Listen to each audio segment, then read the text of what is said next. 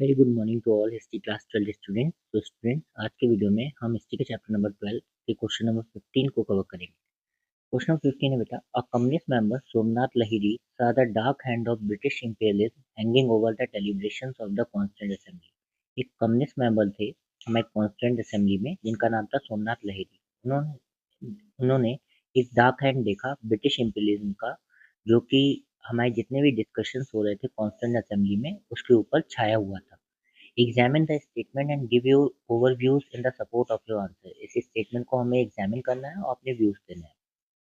Answer है बेटा, the statement implies, statement कहती है that Somnath Lahiri saw the influence of British imperialism over the deliberations of the Constituent Assembly। कि सोमनाथ लाहिरी को लगा कि अभी भी ब्रिटिश imperialism का प्रभाव है हमारे डिस्कशंस पे, जो भी हम कर रहे हैं कॉन्स्टिट्यूएंट असेंबली में अपना संविधान बनाने के लिए। As a result, he urged the members to completely free themselves from the influence of imperial rule। इसलिए उन्होंने रिक्वेस्ट की सारे मेंबर्स से कि अपने आप को आप आज़ाद कीजिए, अब आप इंपीरियल रूल या ब्रिटिश रूल के गुलाम नहीं हैं, राइट? अब आप फ्री हैं।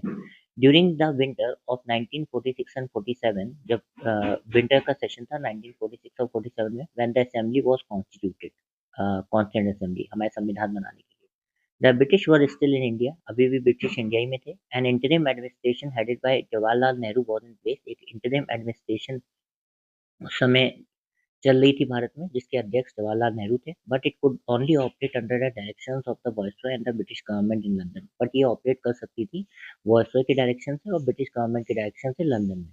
Lahiri asked his colleagues to realize that the Constituent Assembly was made by British and was working according to the British plan। Lahiri ने कहा कि आप रियलाइज कीजिए कि ये संविधान अंग्रेजों ने बनाया और उनके प्लान्स के अकॉर्डिंग वर्क कर रहे हैं, एंड देयर विश, और उनकी इच्छाओं के।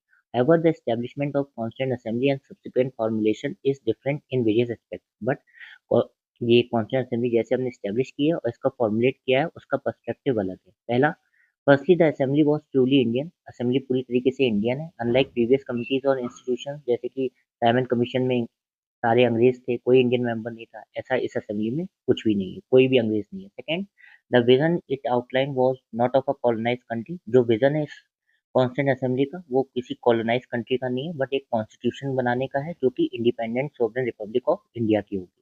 Third, the assembly derived its strength from the people and not from any party or group। Assembly को स्ट्रेंथ उसके लोगों से मिलती है, ना ही किसी पार्टी या ग्रुप का प्रभाव है असेंबली पे। Hence the statement of Somnath Lahiri was not completely correct।